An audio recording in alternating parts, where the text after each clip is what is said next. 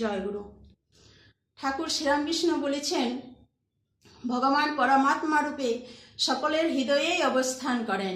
তিনি যেমন একজন ব্রাহ্মণের হৃদয়ে অবস্থান করছেন, ঠিক তেমনি একটা কুকুরের হৃদয়েও অবস্থান করছেন, কিন্তু আমরা তাকে দেখতে পাই না। কেননা আমাদের মন বিক্ষিপ্ত, অশান্ত, তার অস্তিত্বে আমাদের বিশ্বাস নেই। তিনি বলেছেন, যেমন সাগরের জল স্থির এবং নিস্তরঙ্গ না হলে তার তলায় কি আছে তা দেখা যায় না, ঠিক সেই রকম আমাদের মধ্যেও ঈশ্বর আছেন, কিন্তু আমাদের মন শান্ত না হলে তা দেখা যায় না।